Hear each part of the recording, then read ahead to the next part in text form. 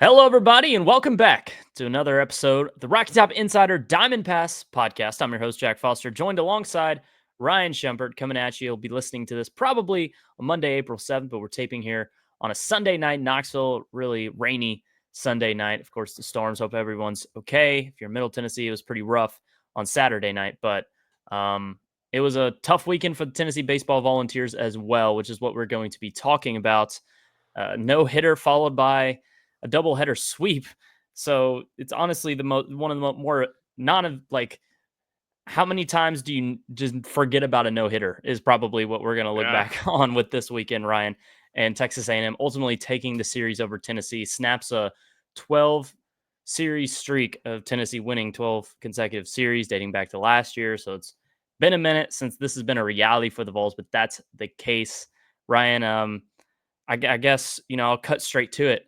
What the hell happened on Saturday in Lindsey Nelson Stadium?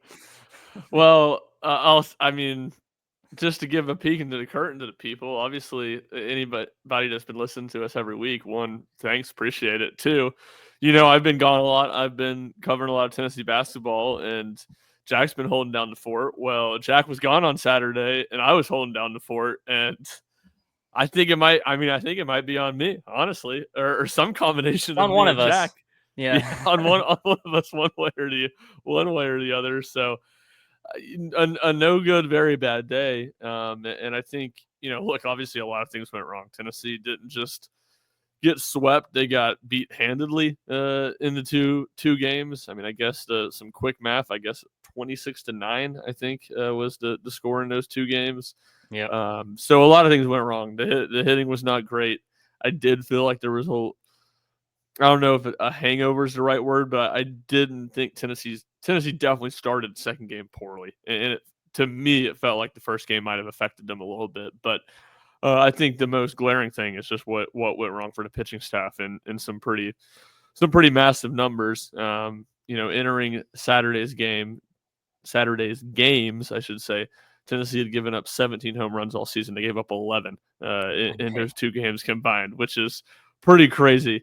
And game two, which was 8 innings, was just shy of a record for opposing home runs or opposing team home runs at Lindsey Nelson Stadium. And Chase Laviolette hit one a long, long way that just got foul later in that game, too, that would have tied the record. So a bad day for Tennessee, and I think the pitching probably, it topped the list of things that went wrong for the Vols. Yeah, I mean, how is it not? 11 home runs in one day. That's crazy with this pitching staff that we've come to know this season. Uh, You know, I know you drew this parallel in a separate group chat with our good buddy Chase Thomas that it felt like game one in the Georgia series a year ago, where Georgia just absolutely rocked AJ Kazi, and it was curtains early.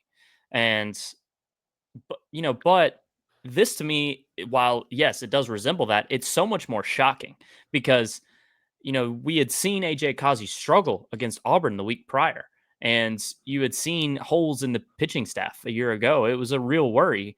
This year, it's been the team's strength in a 26-27-2 start. I mean, for this to happen, 11 homers in one day, 17 runs in one game by the opposition, just ridiculous. And I know in game three, it wasn't Tennessee's top arms. Like the Braden Sharp inning, was it 3 homers in that inning, if I remember correctly? At least 2 in the inning he pitched. So he got shelled pretty good. And that's not one of Tennessee's typical SEC arms. Take that with a little bit of a grain of salt. But of course, Nate Snead had his worst outing of the year, but it wasn't just completely horrific. It just wasn't Nate Snead. Then Marcus Phillips, which is one of the more surprising things of the weekend, with the amount of homers he gave up. I think he gave up 3 on the day. And it wasn't like, I'll use the same term. It wasn't a horrific outing for Phillips either with the final line, but it's just not what we've come to know.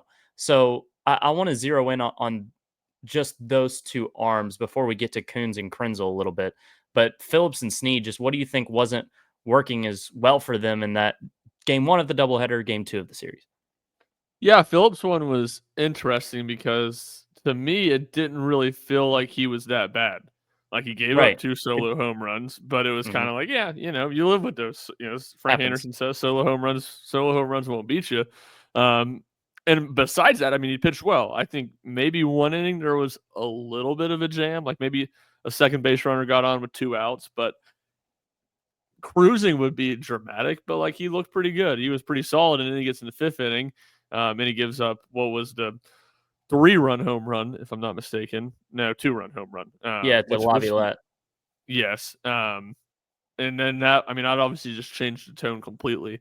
And then it felt like from there he just never recovered. So, and I mean, to just the overarching theme of the day too, entering that start, Marcus Phillips had allowed 2 home runs in 35 and 2/3 innings, and he gave up 3.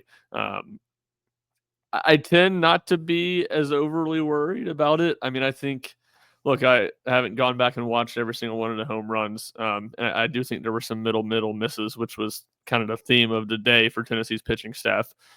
But as a whole, like nothing, just kind of from what I was saying, nothing from Phillips seemed way off. Yeah. That made me feel overly concerned. I think certainly he wasn't his best, and I think there's an element of tipping the cap to A&M as well. No, I'm with you. And he hit a guy after that Laviolette homer, and then that was the end. I think Tony knew he could go to Loy there, get out of the inning, and then go to Snead. And if you give, Tony's probably thinking, give me an average Nate Snead outing, I'm confident our offense can make up the difference and potentially win the series in this game. So it made a lot of, I think it made sense pulling Phillips there. In hindsight, I think Phillips was, better than Snead on the day. Maybe could have given Tennessee a better chance. I don't really know. But the game one of the doubleheader as a whole, I'm just going to refer to it as game two. By the way, game two, which was game one of the doubleheader, that's how I'm referring to it. I'm referring to the series games. Game two to me wasn't like a huge concern. It was just that Tennessee didn't see Lampkin well. The offense was mostly non-existent. Didn't have a great day, and it just wasn't a good Nate Snead outing, which made the game look more lopsided than maybe it was. And of course, there were some defensive mistakes too. Yep. Later on, it just looked like things kind of unraveled a bit for Tennessee in the end. But overall, if like the day had ended there, I'd be like, okay, this wasn't a catastrophic loss or anything. There's not huge storylines to be taken out of this. Move on to tomorrow. But when I saw what had happened, I'm like, oh no, this game ended terribly for Tennessee. Like, even in a loss, who cares if Tennessee loses? At that point, it's 6-3. But to lose the way it did down the stretch gave me, I was like, we're going to have to see how Tennessee can potentially bounce back an hour later in game three. Obviously, it didn't happen. So I think the way it ended just kind of maybe compounded things. And it was more than just the pitching staff to me in this specific game. Yeah, no, I completely agree with that. Again, like, and there was an element of this last year too, where, well, I'll just make this point and then circle back to that one. One, you said it. Tennessee was sloppy defensively in the end of that game, and that's in part how the game got away from them so badly. Is they played bad defense, and some of it, Nate Snead threw a pick-off attempt in the right field. It Yeah, was not a clean the the game. the big two were the Curly throw and the Stone wild pitch getting away from him, right? Yeah, I mean this yes, those were the two big ones, and the Curly one at that point in the game was kind of already over. Or, I Right, mean, but that's what made it look worse than what it was. That's what I was getting at with exactly. how Yes, bad it exactly. ended. Yeah. Yes, exactly. And that was a very routine play. Like a very. It wasn't one of those where he made like a tough diving stop and he kind of had to, he was a little rush to throw or popped up. Like very routine play. The Stone one, that felt like the backbreaker because it was Snead had gotten in a jam. He was going to get out of it. He was out of it basically, struck the guy out, and I mean it Yep. was not a good at bat from Hayden Schott at all, who pinch hit for A&M. Like it was a very bad at bat. He looked lost. It felt like early on in the at bat, all right, Snead's definitely going to get out of this, and then he was out of it until he wasn't essentially. So that element of it, I do think was, when you're talking about solely game two of the series, that was a bigger issue. And then on the Snead aspect, like you're right, he wasn't great, and I think. That's where, like, to me, that's kind of how it was like when it was bad for Nate Snead last year, it was bad. Like you could kind of see it didn't feel like there was a ton of middle ground in Snead outings, and Mm, most of the time they were good. So it didn't prove to be a yeah. massive deal. And I think a little bit like last year, and this was compounded by the fact that this game was it was a doubleheader on Saturday. Just where Tennessee's pitching staff's at right now, like when Snead does struggle, especially if he's coming in after a slightly shorter starter outing, and obviously Tennessee gets 2 shorter starter outings on Saturday in the 2 games. It feels like those issues just kind of compound on one another because pitching depth or reliable arms out of Tennessee's bullpen um, is a little hit or miss as they wait for AJ Russell to get back. Right. And hats off to so I guess Arvidsson, who the Yep, Curly error happened after he had come into the game, but he did well. He struck out he did. Jace on 3 pitches in his first batter faced.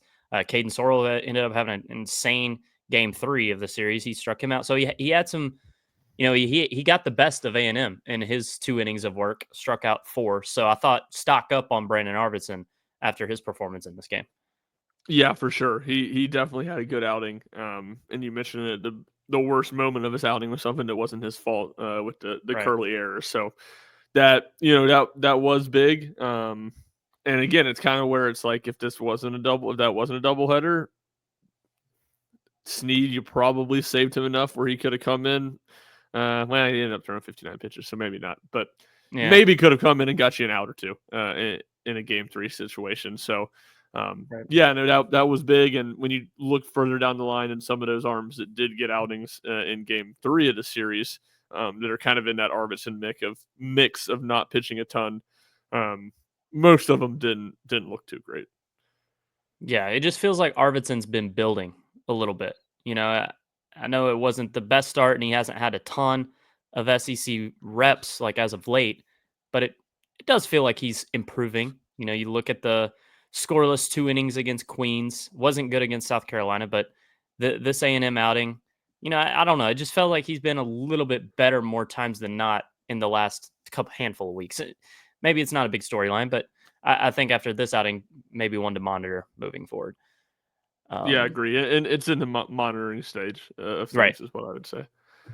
All right. Let's move to game 3 and continue talk about the pitching. So Tegan Coons gets the game 3 start as he has been, and gives up a 3-run homer in the first inning. So right out of the gate, Tennessee's behind the 8 ball after you just lost by 6 runs in game 1 of the doubleheader. So digging yourself a hole early, but Coons was able to have a 1-2-3 second, and then in the third runs into some trouble with his command really more than anything. Um, Gave up a walk, uh, single, and an RBI single, I should say, after that, and then another walk, another walk to load the bases. That was the end of Coons's day. So just from Coons himself, obviously the lack of command there in the third, a much shorter outing because of it. What'd you see from him on the mound in a forgetful start? Yeah, I think that the command was the big thing. It almost felt like, and I don't know, this may not be fair, but a little bit of a microcosm of the team itself, where the team got punched in the mouth in game 2 of the series, and maybe rattled is not the right word, but just didn't respond the right way. I think you kind of said the same thing for Coons, where the first 2 batters he comes up, I believe he struck out both. He definitely Yeah, retired both. Looked yeah, sharp. Gives up a single up the middle, and then very tough luck. Weakly hit, kind of seeing eye single that just found the hole in the defense. And then there's 2 on. It even then at that point there's 2 on. It's like, all right, this is a moment. Let's see if he can get out of this. But it didn't feel like he was pitching poorly. More just bad luck than anything. And then I mean that ball was mashed. obliterated, and then from there it just he never could quite recover and never get in a rhythm. And the walks, as you said, to me that was the big thing. And just was never super crisp after that. And I mean even Tony said it after the 2 games that the overall theme for Tennessee's pitching was middle misses. But they would rather have that than walking guys and being tentative and pitching around. And I don't know if it'd probably be unfair of me to say that Coons was tentative, but there was a struggle to find the strike zone consistently. Yeah, I mean, 3 walks in 1 inning, 2 on 3 1 counts. Like it just he wasn't having his best stuff, obviously. But hey, Brady Krenzel comes in, and he's done this a couple of times. Gets out of a bases loaded jam with a big strikeout on 3 pitches. So it's like, okay, got some momentum there, stop the bleeding a bit, and then Tennessee actually scores 2 in the bottom of the frame. Um, with a Dean Curley RBI single, and then there was a weird play where Peebles was able to score on a caught stealing throw. So at that point, it's 4-2. Tennessee kind of has the momentum, right? I think at that point, at the end of three, Krenzel had stranded bases loaded. Tennessee scores a pair. Did it feel like that to you? Yes, it did. It did feel like Tennessee had some momentum. Completely agree. I will say I hated how Tennessee handled that half inning offensively. I mean, they just Okay. handed Texas A&M 2 outs. You get your first two guys on. Ariel bunts them over. I didn't love that decision just solely from the fact you're already down 4-0. It is still, still early in the game. But to me, I'm looking at it as like Jones is already out of the game. You don't have a ton of pitching left. This is a doubleheader. You're gonna have to score a lot of runs to win. Mm, But whatever, that decision as a whole didn't hate it. I yeah. would have let him. I would have let him hit, but I get the thought process there. Um, but then the double still play they put on to with Dalton Bargo at the plate, who's been Tennessee's best hitter. I'm just like, what are you doing here? You're Gotcha. playing to make the game 4-2. Obviously, didn't end up mattering. Tennessee got destroyed, but I thought I didn't understand that at all. And then of course Bargo ends up hitting a double. So, but in In that inning, hindsight. in my perspective, Tennessee was going to need to score a lot of runs to win. I didn't think they were going to need to score 18 to win, but I thought they were going to have to score, near 10, and they just handed A&M 2 outs in that inning. So I disagree with that. But to your point, you're right. Tennessee did have the momentum after that happened. Well, talk about scoring a bunch of runs. Texas A&M did so in the next Yeah, two frames. 10 runs total across the next two innings, and this is where 6 of their yeah. homers on the day came. So it was really all right here. Um, Krenzel just, got rocked a bit there in the fourth homer, and then a pair of singles after, one was an infield single, but a couple singles later on, and then the 3-run homer from Hensler. A walk later would spell the end of his outing before Loy come in and give up a homer himself. That was the first run on him all year long. So no more L0.00Y anymore for Dylan Loy. Rip. Yeah, rip that movement. But yeah, 3 homers for A&M in this inning, and really just looking at Krenzel, the way he got rocked this way. I mean, he's been so good against Bama and SC, who have a lot of talent. Like it, obviously A&M's number one. Every SEC team's going to have talent, but especially South Carolina, their lineup was their, that's their bread and butter. And Krenzel was able to shut them down pretty well last week. And then, of course, Alabama, he was awesome. So for this to happen, I think was definitely surprising. Yeah, it was surprising because he'd been so good. And I think it's kind of like a middle ground of was surprising. There was nothing to indicate it, but at the same time, guy's a true freshman in the SEC. Like there's going to Yeah. probably be some rough moments, and um, to me, it's more of a byproduct of like, all right, Tennessee doesn't need to be relying on Braden Krenzel to give them 4 good innings or 3+ good innings in a row Every in a week. weekend. Like that's Yeah. asking a ton out of the guy. So he was probably due to come back to earth a little bit, but there was nothing to indicate that was going to happen. And at the same time, I think you'll see Krenzel get back to pitching well, going forward. So that's one where to me I kind of see both sides of the coin of like, yeah, you don't expect Krenzel to do that, but at the same time, Tennessee was maybe living on a little bit of borrowed time, which is how good Krenzel had been the last 2 weeks for him, and kind of how badly they needed Krenzel to do what he did for them those 2 weeks as well. Dylan Lloyd pitched in every game this weekend, which is, pretty incredible, but he had thrown only 16 pitches prior to game 3 of the series. Then comes in the fourth to relieve Krenzel and throws, just a handful, 6 or 7 maybe. I think 5, yeah, 7 on the nose. So that would have brought his total to 23 on the weekend. Would you have liked to see Dylan Lloyd maybe stay in the game after that? I know the score at that point, it was already a big hole for Tennessee. It would have been 10-2. So it's already looking grim. But would you have maybe liked to see Lloyd stay in there because things, it just was a complete blowout after the Braden sharpening. Like there's just no really coming back from that. But and there's probably not coming back from 10-2, but could happen. You have a capable offense. Would you maybe like to see Dylan Lloyd stay in the game there? Yeah, maybe so. Look, the thing I'll just say I'm just very ignorant on is like the arm type stuff of throwing twice in one game or twice in one day. One Excuse day. me. Yeah. Yeah, like I just don't know. Like maybe you can throw. Obviously, he did throw twice in one day. Maybe you can come back and after throwing however many pitches he threw in the first game, it wasn't many, and throw to 30 pitches in a game later that day, and that's not an issue on the arm. But I'm just not really sure there. So that would kind of be my question. And you probably, if that is any bit of a concern, you probably don't want to push it in a game where you're down by 8 runs. Yeah, and they were down 6 when he came in, so it is maybe True. on in that side. It's like, okay, well then why'd he pitch anyway? But yeah, I don't know. It just after that is when it completely fell apart. It had really already fallen apart with a 6-run inning, but 3 homers off of Sharp. Franklin comes in, does pretty dang well. Yeah, Struck he out the did. side in the 6th, and he pitched all the way until the very last out Tennessee was able to get.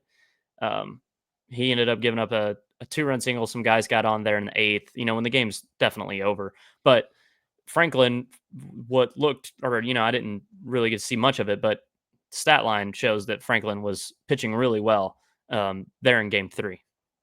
Yeah, I mean the final stat line will tell you he wasn't very good.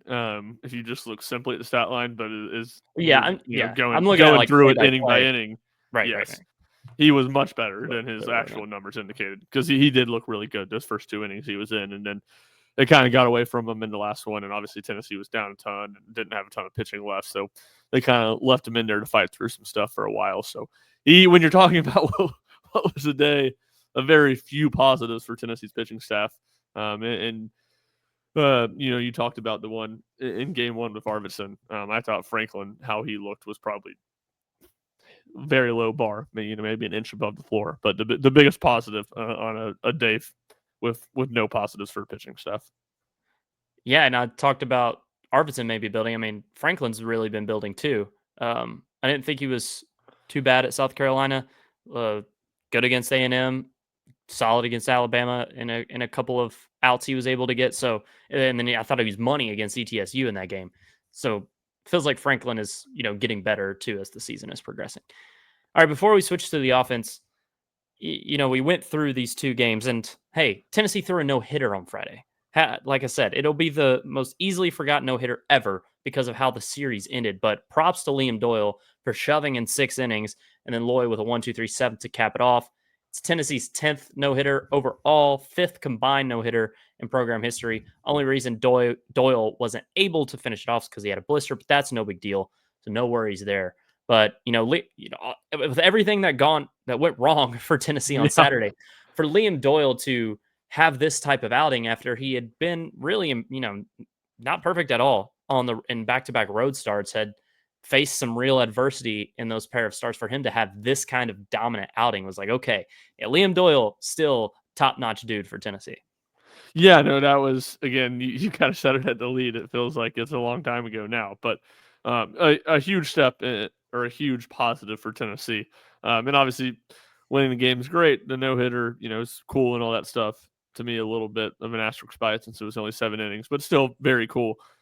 The biggest thing is that you just saw what Tennessee believes is their best pitcher, and the guy who's been their best pitcher for most of the year looked like it. It looked like that guy Mhm. again. So that was a really good sign for Tennessee. And Doyle, just was incredibly dominant and incredibly difficult to hit.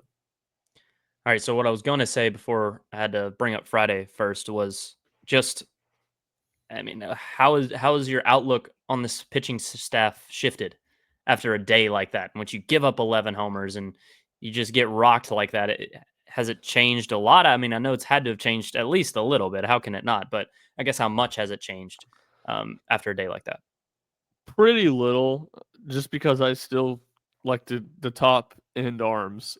Like I'm just not overly concerned about it. Really, I just Hmm. think it more emphasized what we already knew was a weakness, which was the depth of you start getting past Nate Snead and Dylan Loy right now in the bullpen.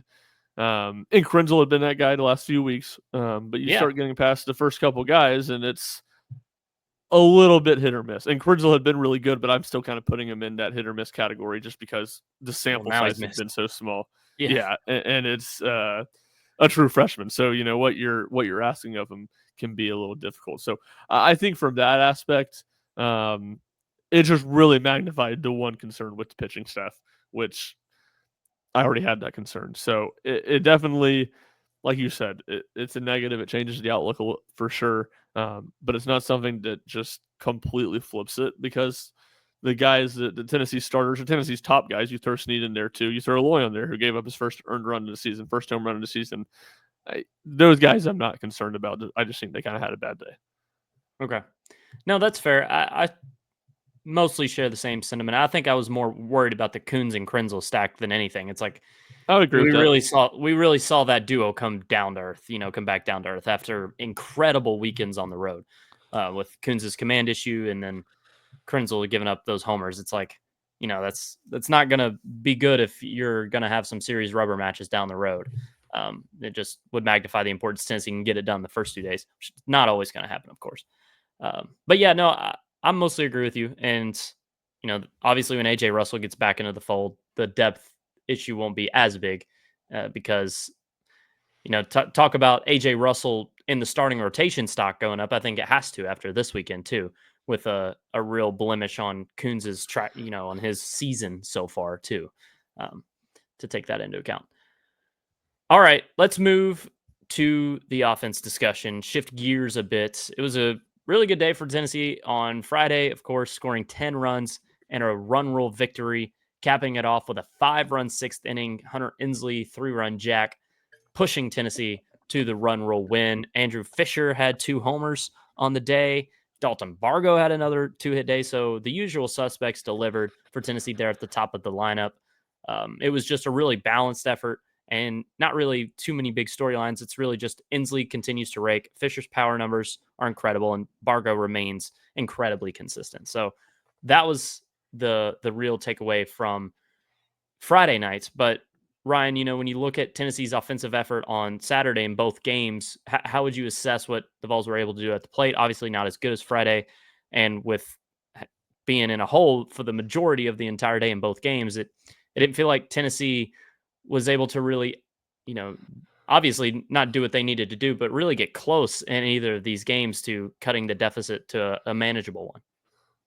Yeah, I mean, I felt like Moss, who came in to close out game 2 of the series, pitched the final 3 innings. Like Tennessee, it just didn't feel like they could touch him at all. I mean, Lampkin was good, but it felt like Tennessee did score some runs off of him. They did threaten a few times and leave some guys on base. I think there was bases loaded at one point and maybe second and third at another with 2 outs, and they weren't able to get anybody in. So there's that aspect of it. And then in the last game of the series, game 3, and Dalton Barker said this, that he felt like some guys were pressing a little bit. Like I 100% felt like we saw that. Guys trying to do way too much at the plate. Some just out of characteristic hacks, out of characteristic swings. And I think Andrew Fisher was probably chief amongst that, where and for Fisher, and I guess it was game 2, game 1.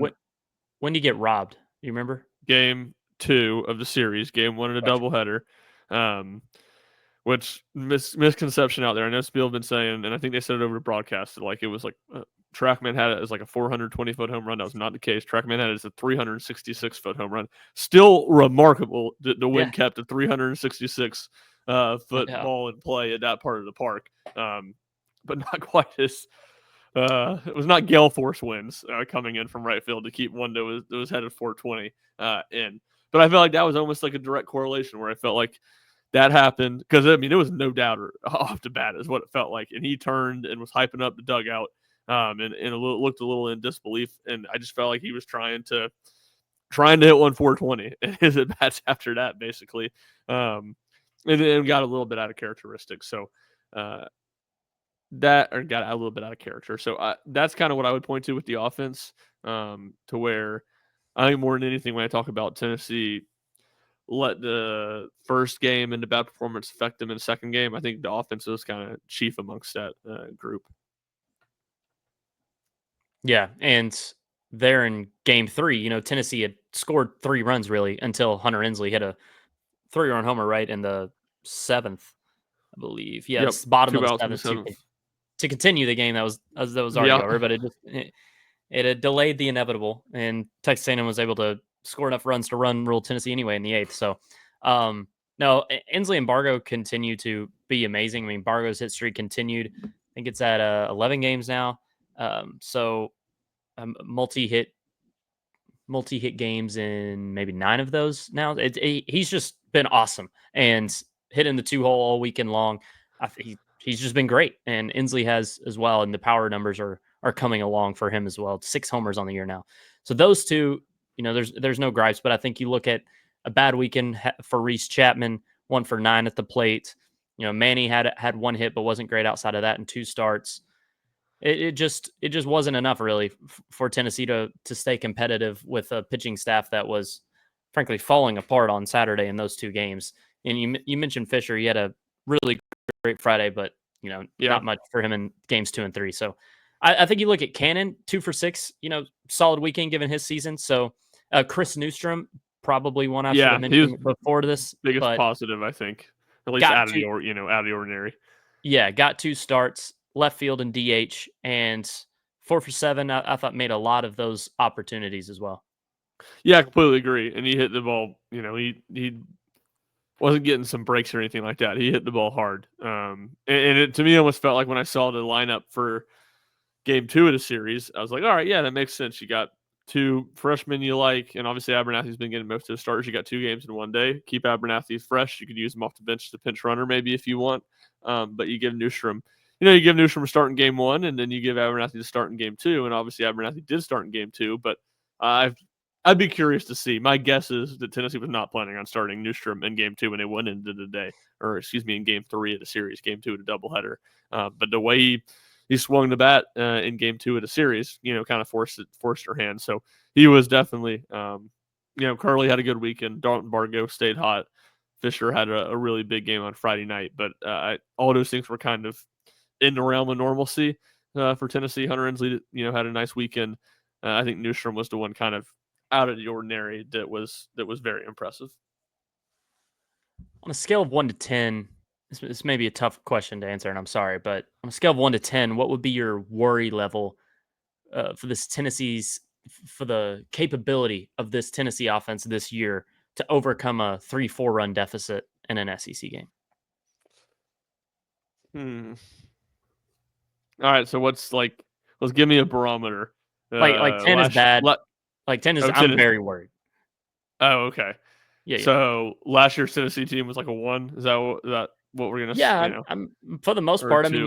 you Yeah, look at these high scoring games. Tennessee was usually able to just out muscle you in the end, right? They were just yeah. able to outduel you. I don't know if this team quite has that, and I've kind of been worried No, about that a little bit. yeah, no. This team, look, I'll say maybe. Ah, I don't know. It's hard to say. 6. I'll say 5, 6. 6. I was thinking middle of the Yeah. road because you kind of saw it in game 2 at South Carolina. Don't want to take away from that where Tennessee was able to come from behind with those homers It's from just Fisher, Peebles. So you've seen it, but I'm talking it's just like normal. It's just like a normal. It's just like what a normal team looks like. A right, normal but good Tennessee offense. isn't a normal Yeah, program. So this is not something that's really been a a normal problem. good team, I should say. Yeah. Yeah, I'm just like, I'll put the mark at 3 to 4 runs too, because anything more than that, it's like, how could you really expect it? Anything less than that, it's like, okay, yeah, they came back, but it wasn't anything crazy. Like 3 to 4 runs is probably the sweet Yeah, spot. I agree. And I just don't know how good this team is going to be able to overcome deficits like that. Whereas last year, you never really had a doubt that team would find a way to win a ball game. Now, on the flip side of that, Tennessee probably not going to find themselves in those deficits a lot, given the talent of this pitching staff. But they did this weekend, and it just wasn't able to. They weren't able to overcome it. Yeah, there's not as much firepower, especially in the back of the lineup, or especially when you get past the first handful of guys. And Reese Chapman had a rough weekend, so he's kind of one of those guys in the fringe where, hitting in the 5-hole or maybe hitting in 6-hole when Gavin Keelan gets back. He's kind of an X factor for how deep this lineup is because obviously his highs are really high and he's been very consistent this year. So I don't even want to say his lows have been really low. It really just was kind of the first low or the Mm, first bad weekend. But yeah, I think Keelan getting back's a big piece of that puzzle where yeah. he's one of this team's best hitters. So that would go a long way if you all of a sudden can have him back in the 2-hole and then Bargo and Chapman and hitting 5th and 6th, or maybe 6th and 7 if you want to throw a righty in the mix there higher up. So, yeah, I definitely think it's a fair concern or a fair observation from you on it. And you mentioned Gavin Keelan. I think it was a little bit of a surprise he got no ABs this weekend, if I recall correctly. I know Tennessee or Tony had said, early on in the series, maybe after game one or right before game one, that the most he would do is pinch hit. So you kind of had that going in a little bit. But then Keelan did not see any time this weekend against Texas A&M. And of course, maybe if the games were more competitive late, you would have seen it, but just wasn't the case. And we'll see when Gavin can officially come back, be a part of the fold. But offense is going to come before defense in Keelan's recovery and return. Maybe that could happen this weekend at Ole Miss, Ryan. Yeah, for sure. That's definitely the hope, and they're going to need it too because this is a really good Ole Miss team and a series that looks a whole lot more difficult now than it did, earlier in the season and certainly the preseason. Yep. Tennessee will look to move on from this. Any last notes here before we get on out of here? No, nothing for me. I guess just we had a Tennessee basketball transfer portal commitment, so I'm trying to get to that. But I guess the thing that I would say, just as a whole, is that I'm not overly concerned, and I think this could be a little bit of a good thing for Tennessee in the long run to kind of get hit in the mouth like they did this weekend and face some real adversity, especially with a young team. Everything's been so overly positive as it should be. Because they've played well to this point. But I think this could be good for Tennessee to face some bit of a challenge, and it's going to be really interesting to see how they respond because it certainly did not go well for Tennessee when they got hit in the mouth in Game 2 of the series, and they had to come back and play an hour later.